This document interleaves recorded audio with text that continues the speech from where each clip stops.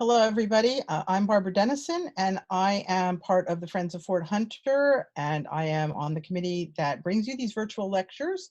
And it is a pleasure that we have been able to do that during this past year, and we plan to continue doing this as a series of virtual lectures.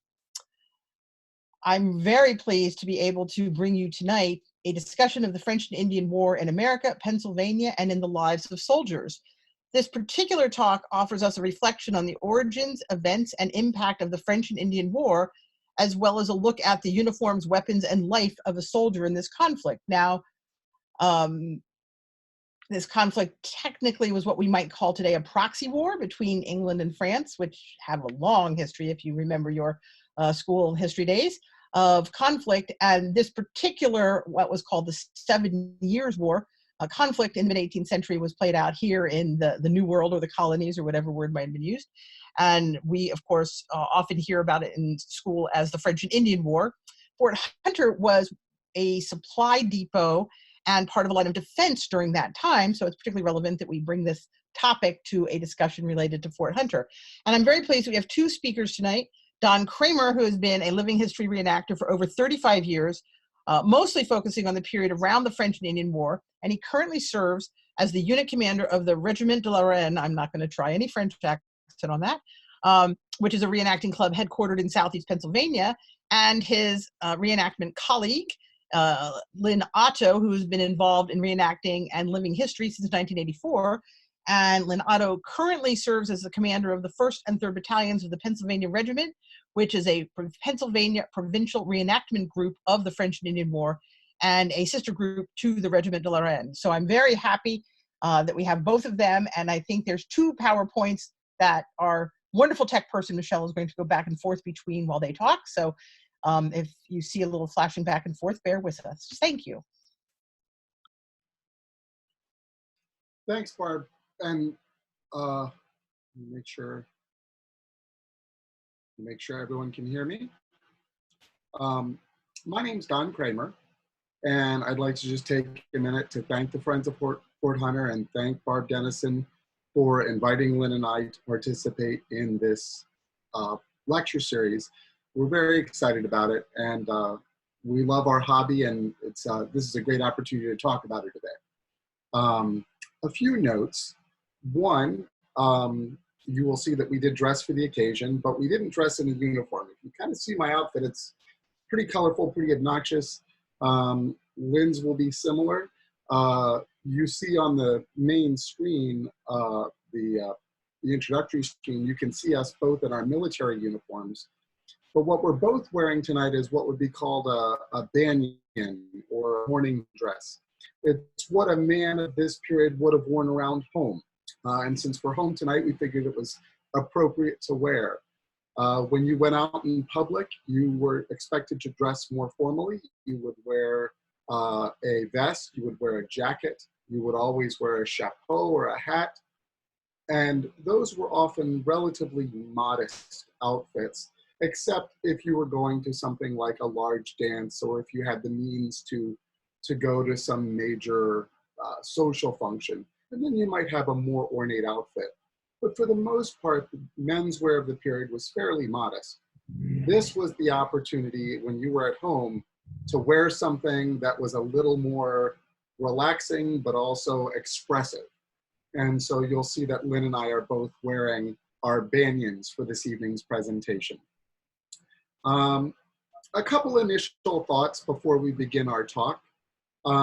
First, our presentation really is meant to be a survey. It's meant to kind of hit on some major themes to allow for the different levels of experience that folks on tonight's call may have with the French and Indian War. And so it's not going to be completely comprehensive. It's meant to hit some major themes. It's meant to familiarize you with some things that maybe aren't as obvious in books you might read, some of the common media that's out there that might talk about the French and Indian War. So you'll find that some of the big themes we might hit less, but then some of the smaller notions that are particularly important and valuable to a person who's trying to relive that as a reenactor, we'll spend a little more time touching on those. One other quick proviso is that, Lynn and I are both armchair historians. We love history, but it's possible that we misremember something. It's possible that in the spur of the moment, we misspeak. And of course, there's always new research that's coming out that kind of updates things. So we will provide you the best history and insight that we can, but we ask your indulgence if we misspeak at any point in time. So we're going to just jump right into our first slide. And we're going to talk about the value of New France. And as Barb Dennison mentioned, we'll actually go on to the one right after that. As Barb Dennison mentioned, I actually am the commander of a French military unit. And so as we talk through, especially this first portion, you'll find that I will tend to focus a little bit more on some of the French issues associated with the war. And Lynn is going to talk about His Most Christian Majesty's interests in the war, King George and Great Britain. And so, the first thing I wanted to touch on is, why was North America, as we would now understand it, so important to France? What was France's general interest in North America? And really, what was at stake were the abundant natural resources that were prevalent in North America at the time. And most predominantly for France in particular, there was one element that was more important than anything else, and it was the fur trade. And not just the trade, it's not just the ability to get furs, but then to be able to transport them safely back, transport furs to Europe, and then to transport trading resources from Europe back to what we would call New France, to be able to trade for those animal pelts, skins, hides, and those items. And we'll talk more about why those are important in just a minute. But that's what France's interest was. So France's interest in New France, as we would call it, was really driven by economy and driven by access to resources. The fur trade was really based on providing pelts for one of two things, really: the luxury clothing market, or for the felting industry, of which hatting was the most important element. And we'll talk a little bit more about hats in a moment too. But it's important to mention at this point, you see, Lynn and I are both wearing hats even as we're at home.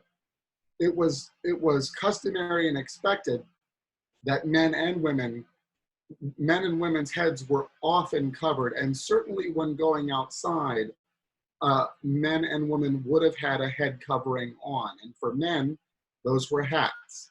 And so the fur trade really plays into that. And we'll talk a little bit more about that in just a minute. So it's important to recognize that really for France, this was all about transatlantic trade. Animals were trapped and exchanged for goods in North America, and the pelts were transported to Europe for processing and final sale. So the demand side of the market really, the demand side in Europe and the supply side in North America figured out what the prices were going to be and how much they needed, while the intermediaries who linked those two were really focused on how that trade actually took place. We could go to the next slide.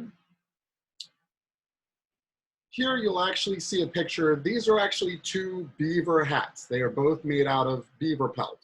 And I mentioned before that the hats were such an important part of especially men's life, but certainly societal life at this time period.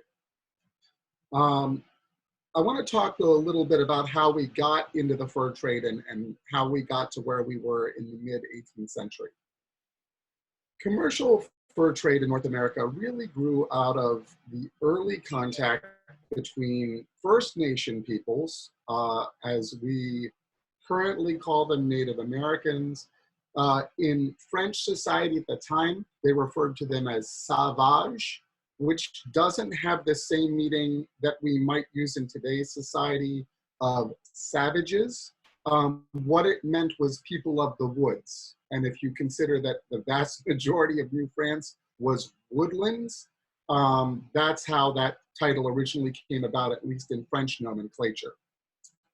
So the First Nation people would trade pelts of small animals such as mink for knives or other iron-based products that they didn't have ready access to, or for textiles. At first, the exchange was catch as catch can, an odd happening, an odd meeting, an opportunity to, you come across someone, the French traders that were coming along through there, or the French habitants, the small portion of French who were actually settling the area. And there would be an odd trade. As we got into the late 16th century and into the 17th century, that's when the wearing of beaver hats, such as these, became fashionable. And when that happened, companies started to be established who would deal exclusively in fur trade and in the design and sale of fur-based products. It's helpful to remember that high-quality pelts are available largely only where winters are severe. And if you think about that, that kind of makes sense. The more severe the winter, the animals who are going to survive those winters are going to have thicker, more robust pelts. So trade predominantly took place in the regions we know as now as Canada, although some activity took place further south along the Mississippi River area, as well as in the Rocky Mountain area. It's important to know that there was also a market in deer skins that predominated in the Appalachians. The first firms to participate in the fur trade were the French. Under French rule, that trade spread all along the St. Lawrence and Ottawa rivers and down the Mississippi. But by the 17th century, following the Dutch, the English developed trade through Albany. And by the end of the 17th century, a charter was granted by the British Crown to what was called the Hudson's Bay Company. And I apologize, I should have shown you in a picture earlier, and I'll show you in a picture a little bit later. The Hudson's Bay Company is really up north around the Hudson's Bay in what we would now know as Canada. For roughly the next 100 years or so, the region saw varying levels and varying intensities of competition between French and English.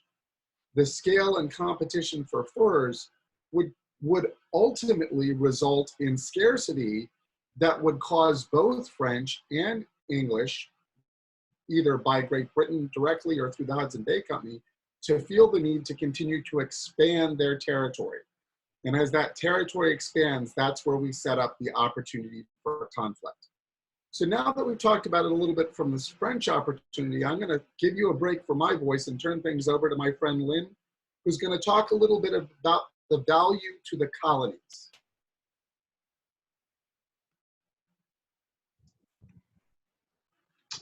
Thanks, Don. Hello, everyone. The value of the colonies. The length of the eastern seaboard from Maine to Georgia, they each had a value, but in token, their values were different. Let's take, for instance, Virginia. Cash crop there was tobacco. They grew corn. New England, well, they were the intellectual types. They had some universities, but they had harbors. However, they had a shorter growing season. When you go down to the Carolinas and Georgia, again, you had a longer growing season. So the values were different, but they were very, very important to the British colonies. Now, one thing I do want to point out is on the French side is, and this is just my thoughts, but I really believe one of the problems that the English and the French had, and please be aware that what we were talking about tonight is actually the fourth, I believe, French and Indian War. So they have been fighting for a long time. But the French saw the expansion of the British Empire in the colonies. They were sort of stuck in France. Now, they did have some opportunities in what we would today we call the Canadas, but I believe that was one of the leading factors of why these two parties just never seemed to get along. Now, the part that Don was talking about of the fur trade, very, very, very, very important. You know, today we can sit and we can talk about things of why nations go to war. It could be land, could be power, it could be prestige. And as Don mentioned, natural resources. Today, we fight over perhaps crude oil. As Don said, they were fighting now, the natural resource was to get the fur trade. Now let's talk a little bit about Pennsylvania. Pennsylvania, predominantly at the beginning, was mostly settled by Germans. Tremendous farmers. However, little did they know that a mere 500 miles to the west was going to be a point, and really it is a point, of really, really hot conflict. And we'll get to that in just a second. But I want to also talk about why Pennsylvania was so unprepared for this war. I'm sure everybody that has studied in their schools knows the story about William Penn. Oddly enough, some people don't know that William Penn the Younger did not name Pennsylvania for himself. He named it for his father, Admiral William Penn the Elder. And it was because in 1681, King Charles had to repay a debt to the Penn family. So the Younger took that as a opportunity for land over in what we call today Pennsylvania and Delaware. Next slide, please. So what was different about William Penn?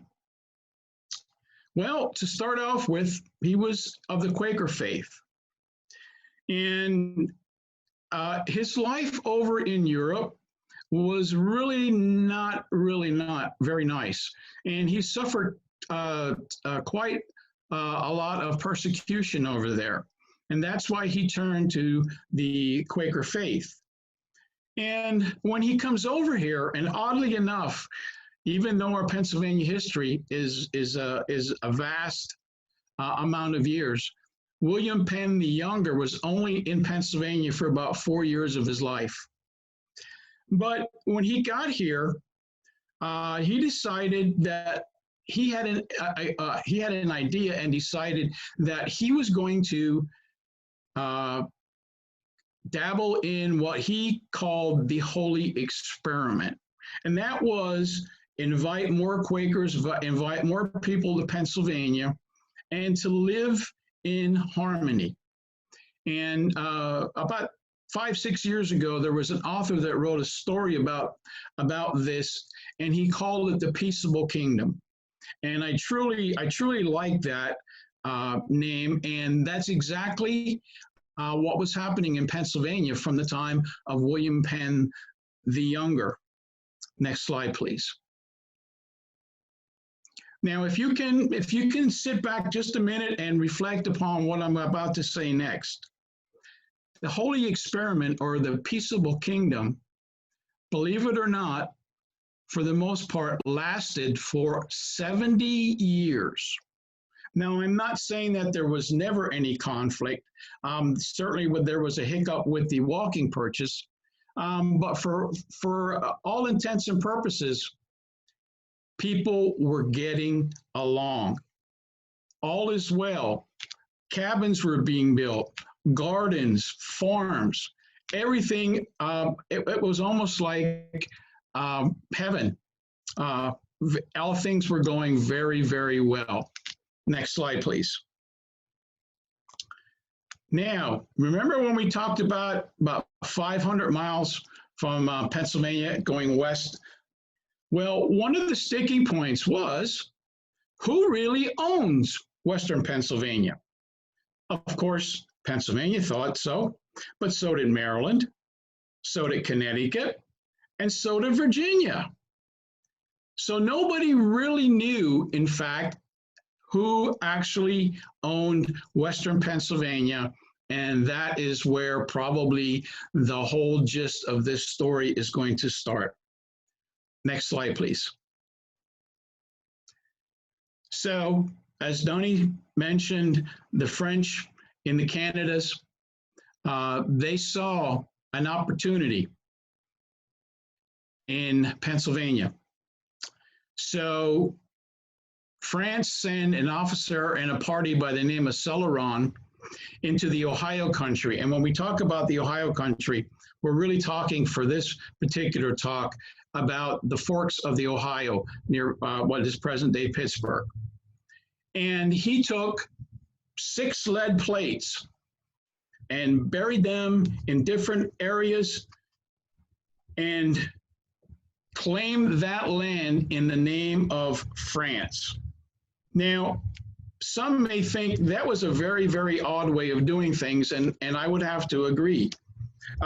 These plates measured about maybe 11 by 7.5 inches, and they were the imprint of the language was put on lead, and this lead was only about 1/8 of an inch thick.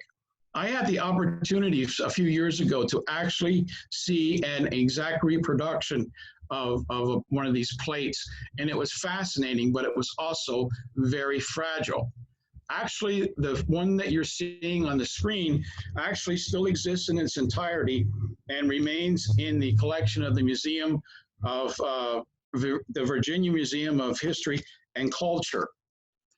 But this was the seed that was to start something just a few years later. Next slide, please. Now, we talked about the 70 years of peace, tranquility. Well, what were the conditions in Pennsylvania at that time? They were love, peace, and harmony. There was no need for any standing army, no need for any type of militia. So how unprepared were we? In 1755, the Reverend Thomas Barton remarked that only 1 in 10 settlers in Pennsylvania had a gun, and only 1 in 20 settlers have a lock on their door. Now think about this. 1 in 10 have a gun, 1 in 20 lock their doors. You know, sometimes we look at the paintings and prints of years ago, and we see the fireplace and the long rifle on top of the fireplace with the powder horn hanging down, and we think, well, every family must have had one. No, that is not the case. They only needed a firearm if they were going out hunting, because they didn't need really to protect themselves. So this was the situation in Pennsylvania in the early 1750s. Next slide, please. And as we're going to talk about a little bit later, the seeds of conflict have been planted really by planting some lead plates in the Ohio country. And this was to start something that ended up to be a very bad situation for Pennsylvania. I'll turn it back over to Don.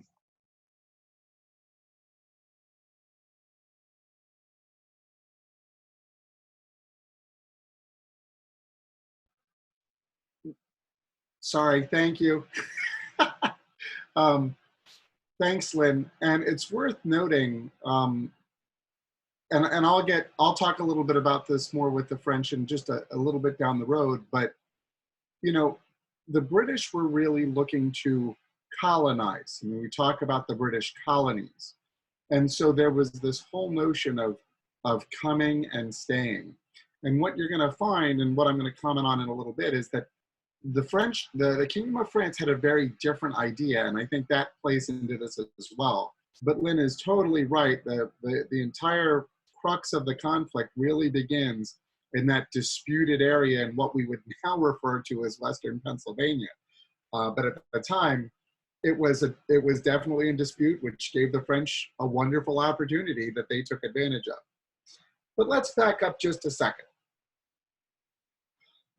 By the mid-18th century, and Barb Dennison was great, she kind of laid this out for us as a reminder, but if you've studied your kind of 17th and 18th century history, and I'm sure everyone here has, you know that Great Britain and France have had a long history of not getting along with each other. They do not play well together in the sandbox, and they have been competing literally for hundreds of years for dominance, influence, access to resources, trade routes, colonization, any variety of reasons why a country would determine that they needed to do something to advance themselves, seem to always find Britain and France as neighbors in conflict with each other.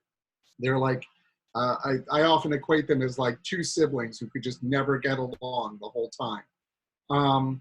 By the mid-18th century, which gets us into the period that the war we're talking about begins, the kingdoms of Britain and France have literally just come off of what was called the War of Austrian Succession. That had been the most recent war before the 7 Years' War and the French and Indian War.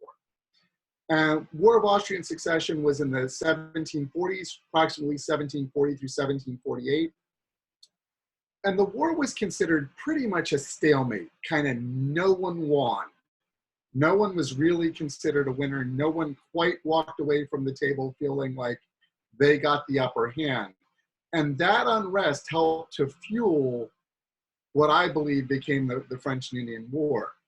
But one significant thing that did come out of this was that France began shifting her alliances. France had had some pretty old alliances. And, you know, with countries, as we even see today, you know, oftentimes, you know, the enemy of my enemy is my friend, and that's how an alliance is formed. And as soon as you don't have that enemy anymore, maybe this friend isn't such a friend. So there was often a lot of jockeying that would happen between countries. But France had been pretty steadfast, especially with the country of Austria. Well, in the War of Austrian Succession, Austria really came into a position where they questioned France's capability to help them defend their interests. So, Austria felt that way about Britain. And so Austria became an ally of France, while at the same time, Prussia, which is a German kingdom, became an ally of Britain.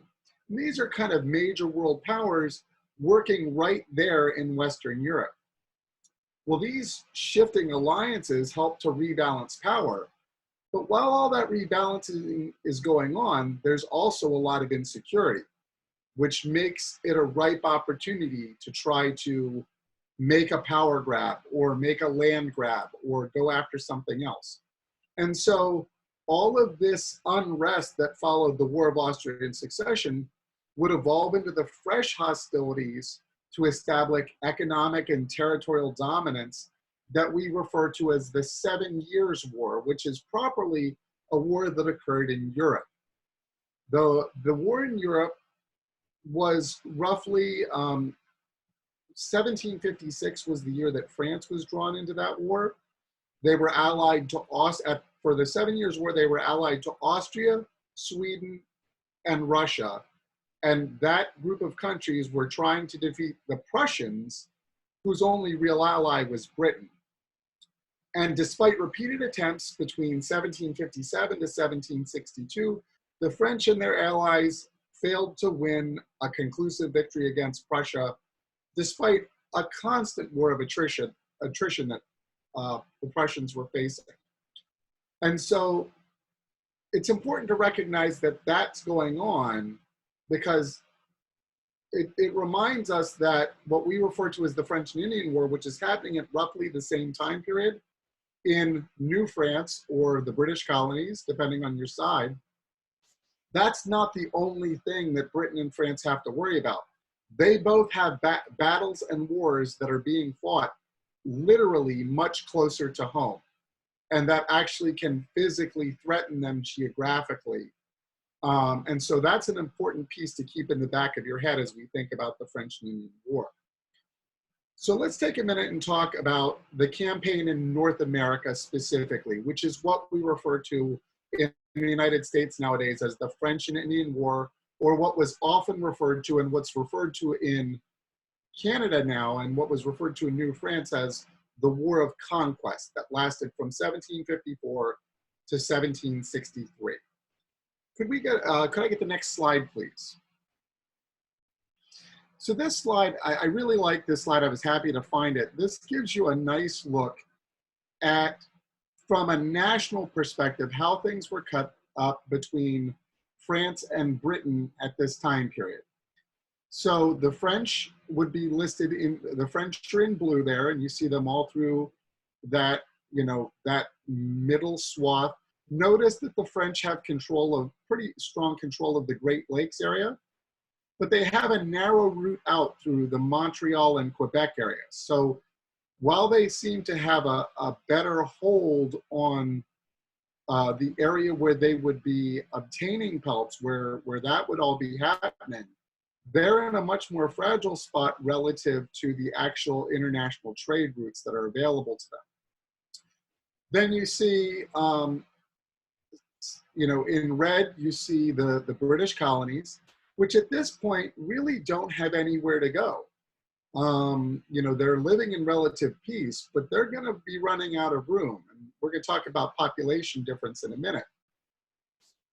And then France is boxed in on the other side up north by the Hudson's Bay Company, who is coming in from that end. And so on one hand, French colonies in Louisiana, Illinois, and Canada had largely surrounded the British colonies, which were really strung out in a narrow strip along the coast.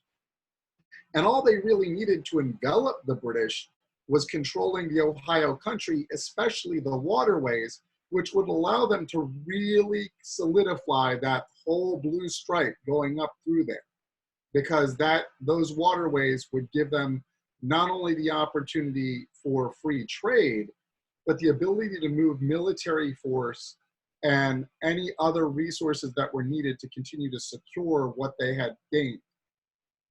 In contrast, they're being squeezed. Now, it's helpful to pay attention. Now, but I should mention, you can see that there is Spanish Florida. So Britain's got another problem down south because there's contested land down there. And we'll come back to that at the end of the war, because Spain will still play a role, a tangential role in this war towards the end. But I want you to notice where the conflicted space, the disputed territory is in the northern region and along the colonies, because that's going to become really important. You could show the next slide, please. Because as we look at this, now this is a map of not all, but some of the First Nations who were settled in North America at the time. You'll notice, you'll still see the red and blue for France and Britain, but now it's overlapped with the folks who were already there. And so you'll notice the disputed land in the south is disputed because the French are in Iroquois land, and the French and Iroquois did not get along so well. They had a problematic relationship, and there's a lot that could be unpacked there, but I'll just say that for now.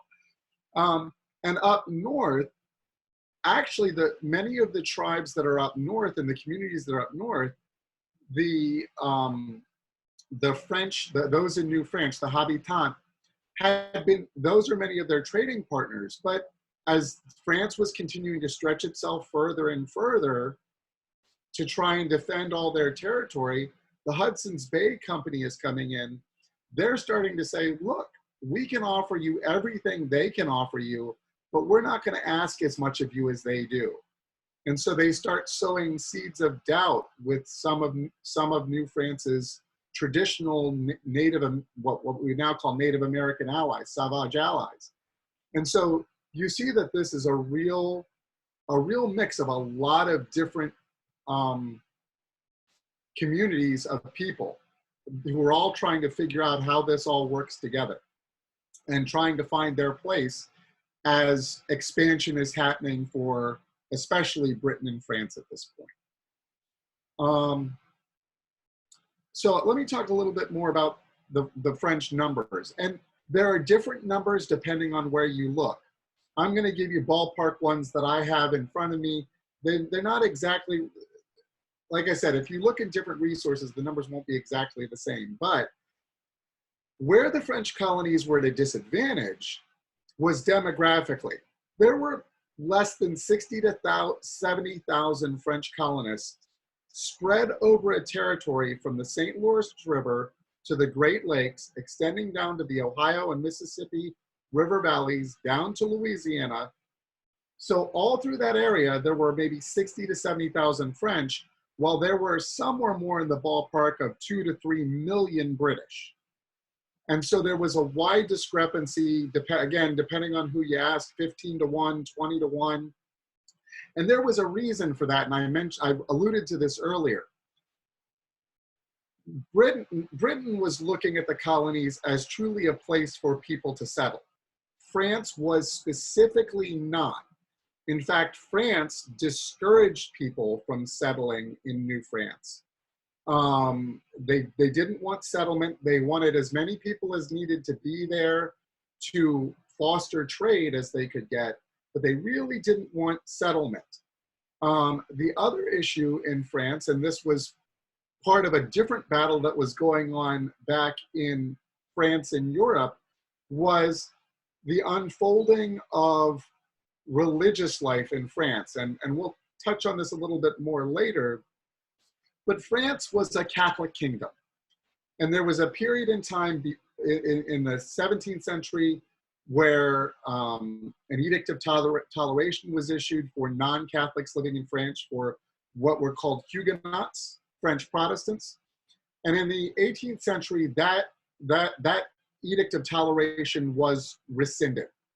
And so for French Protestants in the 18th century, France was not an easy place to live. So New France would actually be a great opportunity, except France specifically forbade non-Catholics from settling in New France.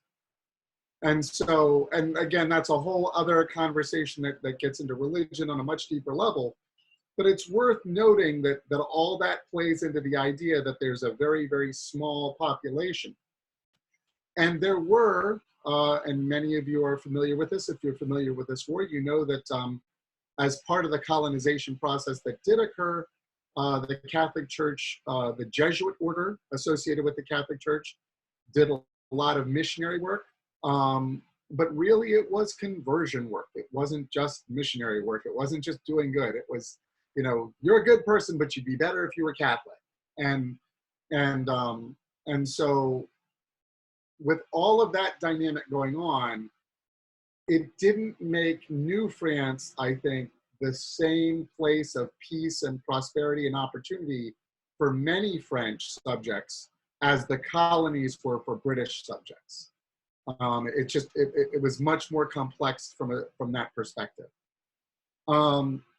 So France, in order to defend this resource with a smaller force, began constructing a series of forts all along this area, all the way through that blue section. And we'll come back to a picture of some of the forts in a bit.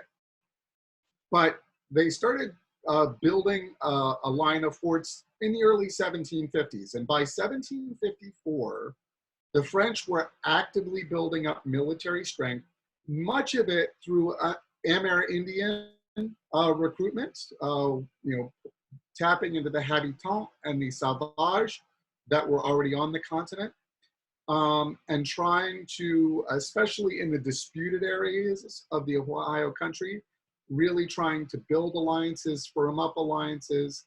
And the French were, I would argue, much more successful than the British in doing this part of prep for the war. They had done a very, very good job. They were building on old trade relationships. They were building on old systems of trust, and that allowed them to build up a much stronger group of allies, at least leading up to the war. And we're going to come back now to the forks of the Ohio, because this is where the story of the war really starts. The key fort is Fort Duquesne, which there are remnants of in the city of Pittsburgh to this day, that was built at the confluence of the Allegheny and Monongahela rivers, where they form the Ohio River, an area which was considered strategically important for controlling the Ohio country, both for settlement and for trade. In May of 1754, Joseph Colon de Villiers, Sieur de Jumonville, it's called Jumonville in many circles, took command of a small detachment to scout around the fort. And they came to a glen in present-day Uniontown, Pennsylvania, if you've heard of it, where they were attacked by a British Indian party, which included then Colonel George Washington. Accounts don't agree how, but Jumonville was killed in this skirmish that ultimately becomes the first battle of the war. And this is how the French and Indian War starts. For French, there are a series of forces in this war. Next slide, please. For the French, there are a series of forces, and I'm just going to go through them quickly for you. There were the Troupes de Terre. The Troupes de Terre were the regular army units that were from France and sent over to New France to fight in this war. There were ultimately a total of, I believe, 10 regiments that were sent over the course of the war. There were the Compagnie Franche de la Marine, which was effectively the Canadian detachment of the French army. The Troupes de Terre were French metropolitan troops. They were the army that existed in France. Everywhere outside of France, armed forces were placed under the Ministry of the Marine, which is the Navy. And so the Compagnie Franche de la Marine were under the Navy, but they were truly an armed force, just like the forces in France. Also, there were what were called the milice, or the militia. These were every parish in New France had at least one company comprised of all male habitants from ages 12 to 50. In 1750, there were 68 companies under the government of Quebec, 80 companies under the government of Montreal, and 17 under the government of Trois-Rivières. Total of about 13,000 men. And then the last group were all of these Salvage groups, which included, and I just want to name some of these. We won't get to go into any detail with these, but hopefully it whets your appetite. But the Salvage allies of the French army were the Wabanaki Confederacy member tribes, the Abenaki, the Micmac, the Algonquin, the Lenape Delaware, Ojibwa, which in America we call Chippewa, the Ottawa, the Shawnee, and the Wyandotte tribes, which included the Hurons, the Abenakis, the Algonquins, and I never get this last one right, the Montagnais. And so that amounted to another roughly 2,000 forces. This whole grouping of forces ultimately led to some great victories early on for the French forces at the battles of Monongahela, Fort George, Fort Carillon. But the victories ultimately were short-lived, and the superiority of the British Army reversed the situation in following battles. And with that, I'll turn it back over to Lynn.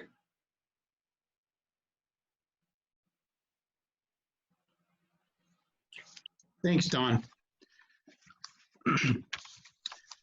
Michelle, if you could pull up slide 12, and we'll start there, please.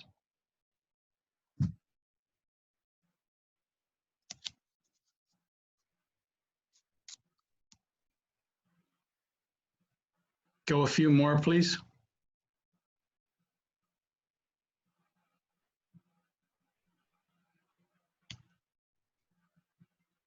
There we go. Thank you. So for the sake of some time, I'm going to try to go through this as quick as possible. But as Don was talking about, the whole engagement, the whole situation grew to a boil at the Forks of the Ohio. British government did not like what was going on, did not like that the fort was there. So they sent a seasoned veteran, regular British officer by the name of Edward Braddock to take Fort Duquesne. And he left, or he came, they landed at Alexandria, Virginia from Britain, and cut a road through lower Pennsylvania into Maryland, and we're going to try to attack and take Fort Duquesne.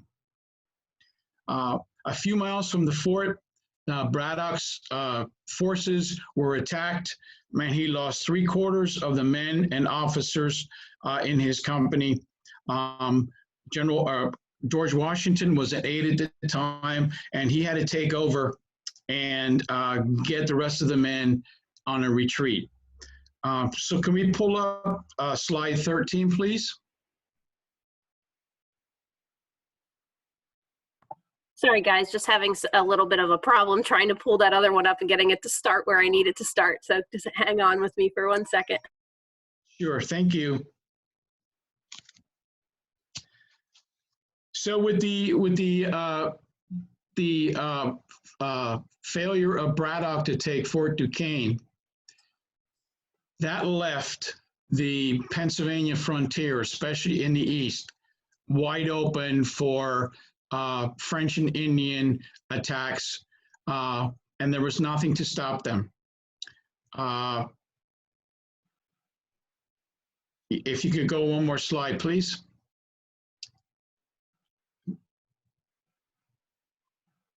It would be slide 13, if you can get that. There we go, thank you. So what happened was nothing was to stop the invaders from coming east. The first incursion into what we presently know today in Pennsylvania as the Selinsgrove area happened the Braddock defeat was in July. In October, we have the first incursion and called the Penns Creek Massacre. And 14 death results from that incursion, 11 captives. And some of you may be familiar with this because that's where we get the Barbara and Regina Leininger and Marie Leroy story. So next slide, please. So now, again, we had no army, we had no help. So if you're seeing smoke in the sky, you're probably too late. Next slide, please. All across the Pennsylvania frontier, you're seeing scenes like this. Next slide, please. Civilian refugees in flight. Where do I go? What about my family? Is my farm still standing? Who will help us now? Total chaos. Next slide, please. Oh yes, and there was political intrigue. The governor at the time of Pennsylvania was Governor Morris. He did not want the stories and the articles of all these atrocities to hit Philadelphia. because he wanted to keep that quiet so that Philadelphia would remain quiet. Next slide, please. So how did that change? Two settlers from the Tulpehocken Valley loaded up two mutilated bodies and deposited them in front of the governor's steps. That made everybody's eyes wide open. Next slide, please. What did the Quaker-led assembly do? Nothing. Until a pressure was applied, and in 1756, money was approved for the building of forts, and the Pennsylvania Regiment was formed. Next slide, please. There were 3 battalions in this regiment. 1st Battalion was commanded by Conrad Weiser, 2nd Battalion by John Armstrong, and the 3rd Battalion was commanded by William Clapham. Next slide, please. So the Pennsylvania forts. Don showed you a slide of the French forts. I want you to see all the forts that are listed here, and these are all British forts, starting with Fort Hunter and going all the way up to Fort Allen in what is today Weisport, Pennsylvania. Next slide, please. The theory was to have men patrolling back and forth between these forts. In essence, that was a good idea, but too few men and too much territory, and it really was not an effective plan. Next slide, please. So they were merely throwing basically logs in the ground, making a stockade. These forts were not made to last more than a year or two. And as I said, patrolling between them. Next slide, please. Ever on guard. Next slide, please. And a watchful eye. Next slide, please. Now, who was attacking? Don talked about all the regular troops in the French army. They weren't out. They were not getting dirty. These were French irregulars and native allies using the La Petite Guerre tactic of surprise raids by small mobile forces in enemy territory. And they were very, very successful. Next slide, please. How about having some unwanted guests knocking at your door? Next slide, please. Native allies. On the French side, we had the Algonquin Nation made up of the Delaware, Shawnee, and Cherokee. On the British side, you had the Iroquois Confederation made up of the 6 nations: Mohawk, Onondaga, Cayuga, Oneida, Seneca, and Tuscarora. Next slide, please. And here you have a modern day picture of the Pennsylvania Regiment. Now, in actuality, in 1756, when it was raised, the colony of Pennsylvania was to furnish guns, ammunition, and blankets. And if none were to be given, then allowance was to be made. Also, the rations were to be either beef, pork, or fish, and bread, up to 17.5 pounds per week, and 1 gill of rum per day. Unfortunately, that did not happen. Next slide, please. And we also have the Pennsylvania Ladies of the Army. These were the ladies that followed the Army, whether it was husbands or boyfriends, and they did various chores with the Army. Now, one of the things that when I say this, you'll probably say, well, that wasn't fair, but there was no contesting when you were going against the British Army. And that was, for the ladies of the Army, each lady was given a half ration and a child a quarter ration. Not much food for what they were all doing for the Army. Next slide, please. Now we get to a very pivotal year in Pennsylvania and also in the war. Why was 1758 an important year? One of the reasons was Sir William Pitt takes over as Prime Minister of Great Britain. Before that, it seemed like there was a lot of deceit, envy, and a lot of untrust with all the leaders of the British Parliament. When Sir William Pitt took over, he restored the civil, he was more civil to the colonists and more trustworthy. And one of the things that the other ones didn't do that they were supposed to was reimburse the colony for paying the soldiers. And William Pitt also started that.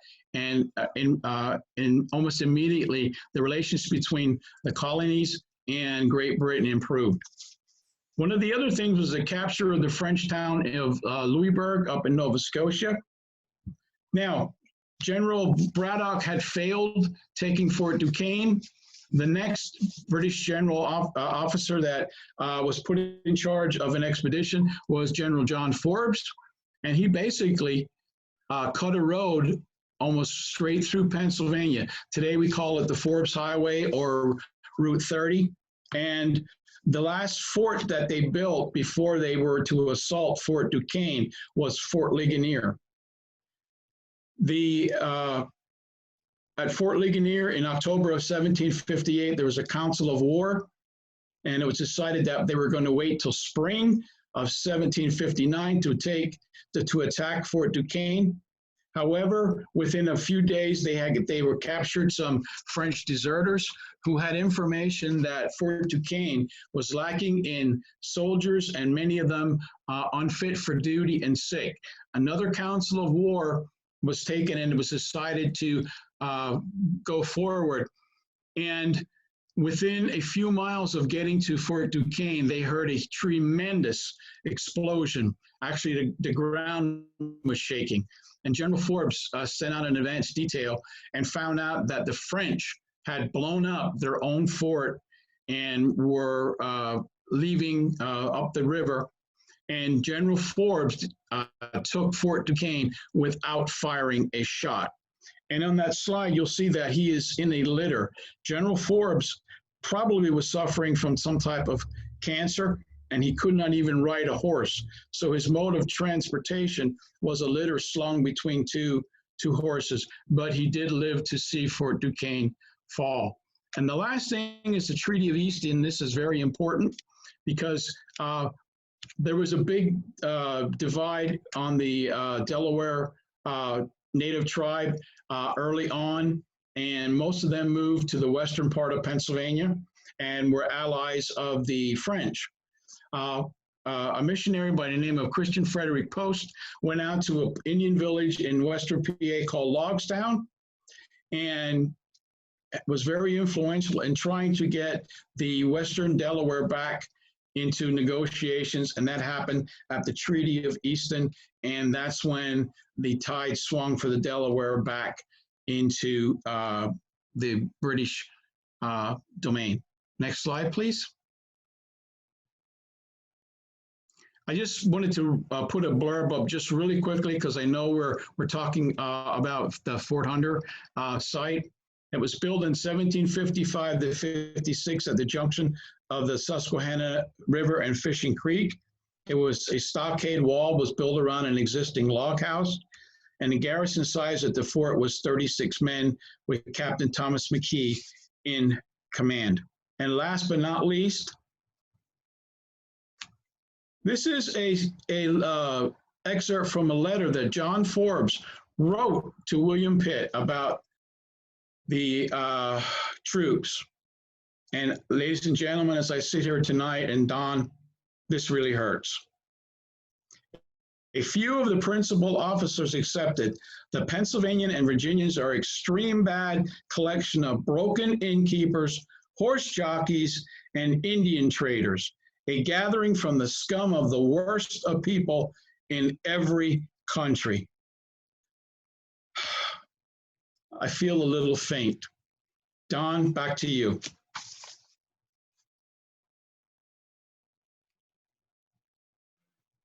Thanks, Lynn.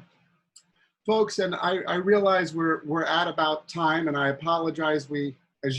I don't know if it's come across to you how much we enjoy this period, but we really do. So I'm just going to wrap up with on the French side, I'm just going to wrap up with a few general thoughts about the French Army, not a whole lot. And while we do that, Michelle, you can slowly scroll through the remaining slides, and it'll show you kind of where some of these conflicts are. This slide shows you pretty much at the end of the war, the French were completely removed from America. When they lost this war, Britain basically gave them the opportunity to keep land here or to keep land in the Caribbean. And based on France's trade desires, they gave up New France so that they could keep the Caribbean trade routes. Michelle, you can keep going. And here, Michelle, just gonna there are about 10 slides here that slowly show you some of the uniforms of the different kinds of French soldiers, the Troupes de Terre, the Compagnie Franche de la Marine. These are the regular army. This is just those same soldiers in their regular, in their dress down when they're not preparing to go to battle or parade.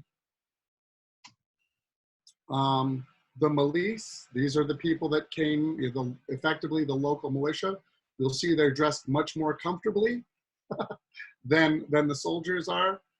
Their outfits are much more designed for utility rather than show.